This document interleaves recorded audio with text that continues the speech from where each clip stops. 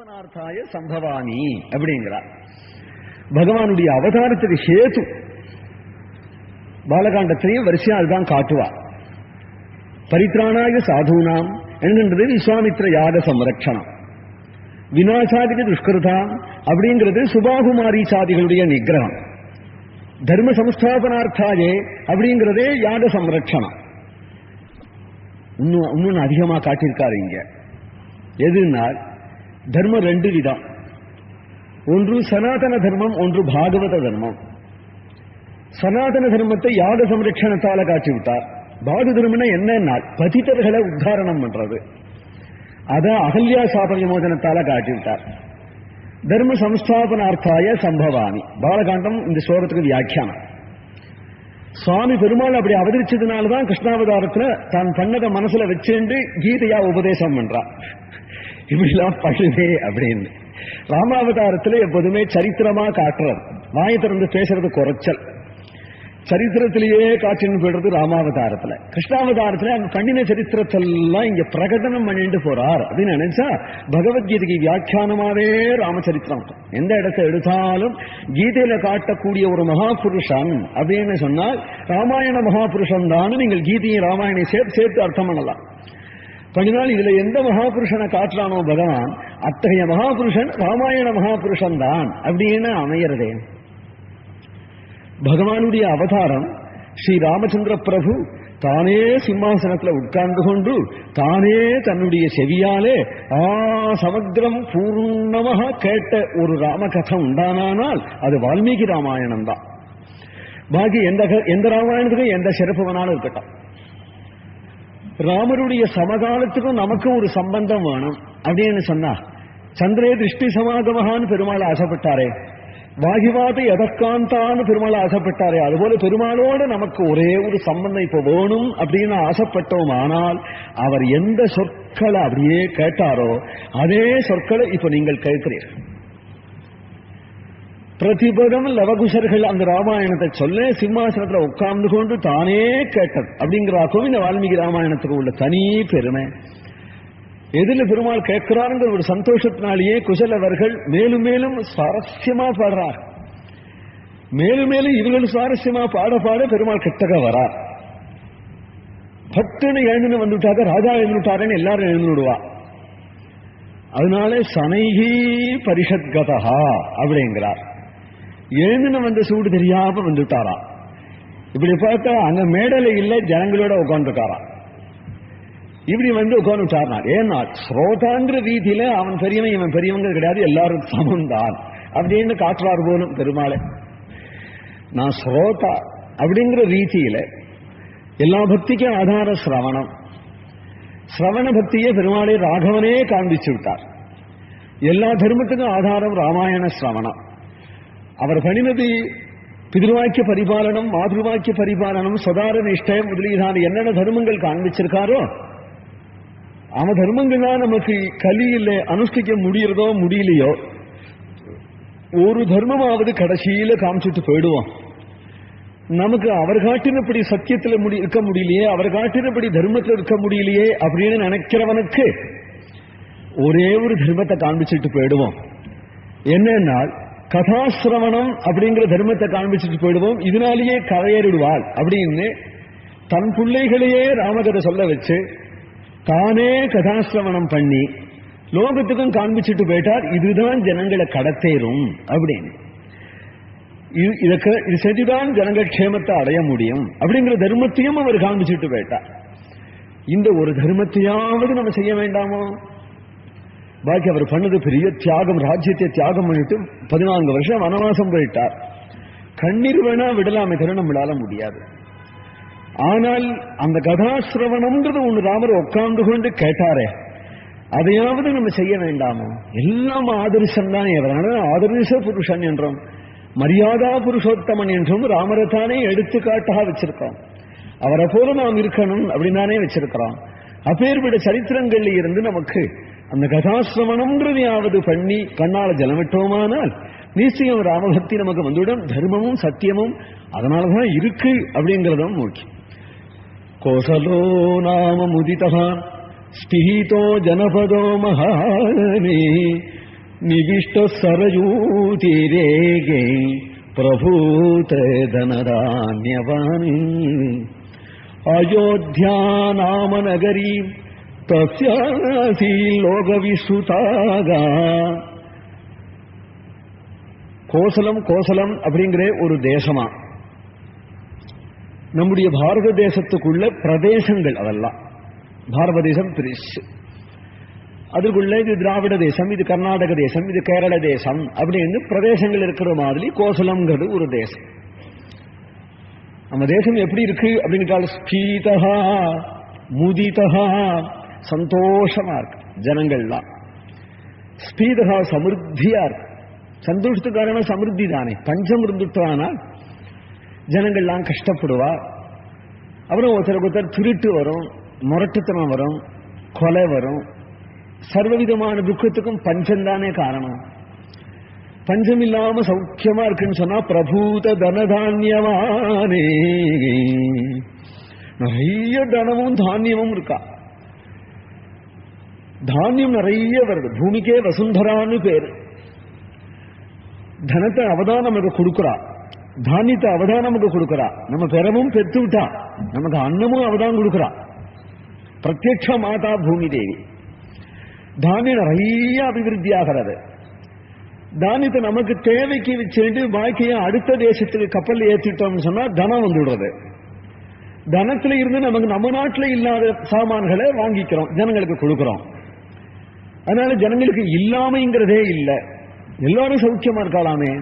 அந்த ஊர்ல எல்லாரும் வைரக்கடுக்கன் போட்டு போறாளாம். வால்மீகி வழக்கண்டு சொல்றா. தெரு கூட்டின்னு இருக்கிறானா ஒரு தோட்டி, பார்த்தா வைரக்கடுக்கன் போட்டு இருக்கிறானா. நான் குண்டலி அப்படிங்கிறார். குண்டலம் இல்லாதவனு ஒருத்தருமே இல்லைங்க. அவ்வளவு சௌக்கியம். கங்கணம் போட்டு இருக்காளாம்.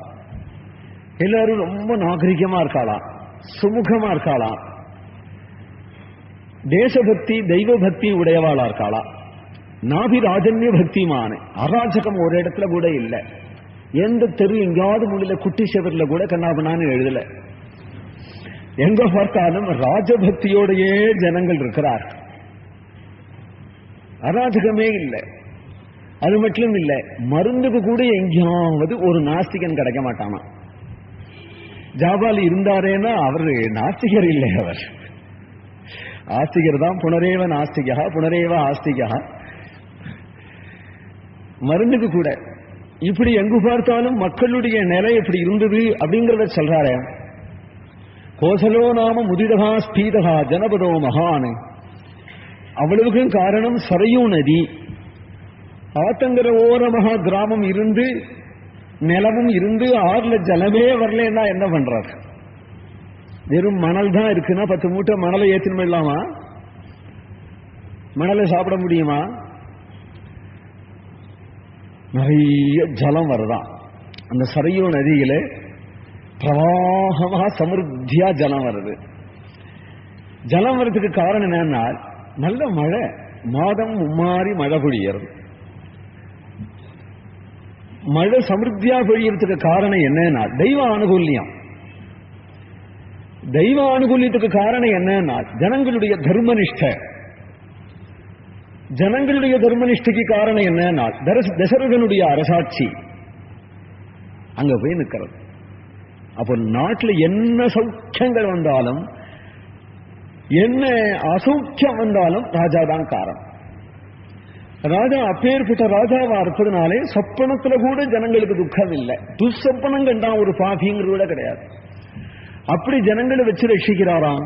அயோத்தியா நாம நகரீகி தத்ராசி லோக விசுதாகா மனுனா மானவேந்திரேண யாபுரி நிர்மிதா ஸ்வயம்.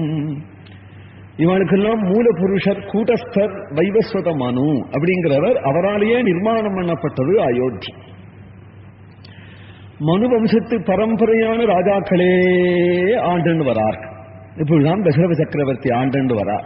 இன்றைக்கு நேற்றுக்கு இல்லை, 60,000 வருஷமா ஆண்டு வரா. தீர்காயுஷோ நரா சர்வேனார் என்ன அர்த்தம் தெரியல. தீர்காயுஷோ நரா சர்வினா அந்த கணக்குப்படி, தசரதன் காலத்து கணக்குப்படி யுகாந்தர விஷயம் இது. யுகாந்தரத்துல அப்படிலாம் இருப்பான். யுகத்திலேயே நம்பிக்கை இல்லையேப்பா.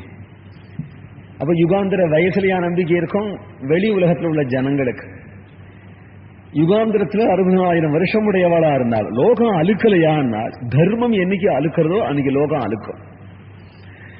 தர்மத்துல ஆசையாலனா அவர் இருக்கார், தர்மம் செய்ய செய்ய சந்தோஷமா இருக்கு, தர்மம் பண்ணி இருக்கிறார். ஜெகத அபாலயத், இகலோகத்தில் உள்ள பிரதைகளோட இல்லாதபடி தேவலோகத்தையும் ரட்சிக்கிறார். அவருடைய பிள்ளையை பத்தி சொன்னார், கஸ்யபிபதி தேவாஸ்டேன்னு. தசரதருடைய பயத்துக்கு தேவர்கள் கூட பயப்படுவாளாம், அசுரர்கள் கூட அடக்கி தசரதன் தேவலோகத்துல போய் இந்திரனுடைய சமகாசனத்துல உட்கார்ந்துட்டு தேவேந்திரனோட ஷகன் கொடுத்துட்டு வருவான். அவனுக்கு பெருமை உடையவர் தசரதன். தம் சத்யநாமாம் திருட தோரணார்கணாம் கிருஹைகி விசித்ரைஹி உபசோபிதாம் சிவாம் புரீம் அயோத்யாம் த்ரிசகஸ்ர சங்குலாம் சசாசவை சக்ரசமோகோ மஹீபதி. அயோத்தியா என்கின்ற அதனுடைய பெயர் சத்தியம், உண்மையானது என்று சொல்லிவிட்டார். ஏன்னா ஒரு கால் அமராவதிங்கிற இந்திரலோகத்தை கூட சில சமயம் அசுராவதி ஆக்கிட்டது உண்டு. அசுரர்கள் போய் ஆக்கிரமிச்சு விட்டார். ஆனால் இந்த அயோத்திய மனு நிர்மாணம் பண்ணதுல இருந்து இன்று வரையிலும் சூரிய வம்சத்து ராஜாவை தவிர உன்னுத்தன் வந்து ஆக்கிரமிச்சான். ஆக்கிரமிக்கிட்டான், யுத்தம் பண்ணணும்னு வந்தான்னே இல்லையா, திசையை நோக்கி கொண்டுட்டு போயிடுவாளா. அயோத்திக்கு போனா யுத்தம் பண்ண முடியாது, நம்மளால ஜெயிக்க முடியாதுன்னு அந்தந்த ராஜாக்களுக்கே தெரியும். ஒரு மலைய இங்க மயிலாப்பூர்ல கொண்டு வச்சுட்டா தேவல, எனக்கும் போய் பார்ப்போம் என்று ஒருத்தன் போவனா என்ன, ஒருத்தன் இந்தூர்ல இருந்து கிளம்பி ஒரு மலைய மயிலாப்பூர்ல கொண்டு வச்சுட்டா தேவல அப்படின்னு போவனா என்ன. ஏனால் அது முடியாதுன்னு தனக்கே தெரியாதோ. அதுபோல எல்லா ராஜாக்களும் அயோத்திக்கு திவ்விஜயத்துக்கு போகலாமா, போய் பார்ப்போமா அப்படின்னு ஒற்றுமையே வர முடியாது, வரமாட்டாங்கிறதுனால அயோத்தியா. உன்னுத்தரால யுத்தம் பண்ண முடியாது அப்படிங்கிறதுனால அயோத்தியா. அப்போ ரெண்டே பட்டணம் தானா அது, ரெண்டு பட்டணம் தானா அது. எதுனால் ஒரு பட்டணம் தேவாதாம் பூரயோத்தியா அப்படிங்கிற வைகுண்டபுரி, ஒரு பட்டணம் அயோத்தி. எனதுக்கும் வைகுண்டம் போய் பார்ப்போம், கைப்பற்ற முடிஞ்சா பிடிச்சு விடுவோம் அப்படின்னு ஹிரண்ய ராவணாதிகள் கூட சொப்பனத்தில் கூட நினைக்க முடியாதது, போகவே முடியாது. அதுபோல அயோத்தியை ஆக்கிரமிக்க முடியாது. தாம் சத்தியநாமா, அயோத்திக்கு சத்தியான்னே ஒரு பெயர் உண்டு, அதனால சத்தியபுரி அப்படின்னே ஒரு பெயர் உண்டு. ஆனந்தபுரி அப்படின்னே ஒரு பெயர் உண்டு அயோத்திக்கு. நிகண்டுக்கல்ல சாக்கேதபுரி அப்படின்னு ஒரு பெயர் உண்டு, அதையும் சொல்றாங்க. தாம் சத்தியநாமாம் திருடதோரணார்கணாம் கிருஹைகி விசித்ரைஹி உபசோவிதாம் சிவாதாம். அமராவதியில எப்படி தேவேந்திரன் பரிபாலிக்கிறானோ அதுபோல அயோத்தியிலே தசரதர் பரிபாலிச்சார். ஆனால் தேவேந்திரன் சொல்லிட்டா இருக்கிற தேவேந்திரனுடைய மதிப்புக்காக. ஆனால் தேவேந்திரனுக்கு ஒரு சிரமம் வந்து தசரதர் போய் உதவி பண்ணிருக்காரே தவிர தசரதருக்கு ஒரு சிரமம் வந்து தேவேந்திரன் உதவிக்கு வந்தான் அப்படின்னு சரித்திரம் இல்லை. அப்போ அதை விட இதுதான் வசதி, இவர் பரிபாலிச்சிருக்கிறதான் வசதி என்று நிச்சயமாக தெரியறது. அவருக்கு சித்தார்த்தன், சுமந்திரன் முதலிய அஷ்ட மந்திரிகள், வசிஷ்டர், ஜாபாலி, மார்க்கண்டேயர் முதலியவர்களான அஷ்ட ரித்விக்குகள், இவர்களோட பரிபாலிச்சென்று வரார். 3 ராணிகள். வைகுண்ட மாதிரின்னு சொன்னேனே, வைகுண்டபதிக்கு எப்படி ஸ்ரீதேவி, பூதேவி, நீலாதேவி என்று 3 ராணியோ அதுபோல தசரதருக்கு ஸ்ரீ, ஹ்ரீ, கீர்த்தி, உபமாசுச்ச 3 ராணிகளா, கௌசல்யை, கைகேயி, சுமித்ரை அப்படின்னு சர்வ சமிருத்தியோட க்ஷேமமா இருக்கிறான். ஒன்று சத்ருக்களால பாதை இருக்கணும், இல்ல இயற்கையினால பாதை இருக்கணும், இல்ல குடும்பத்தினால பாதை இருக்கணும். ராஜாவுக்கு கவலை உண்டாருக்கு. சத்ருக்களால பாதையில ஒரு சத்ருவும் தசரதர்கிட்ட வரமாட்டான். சத்ருவே கிடையாதவர், 10 திக்கிலையும் அவருக்கு ரதம் செல்லும்.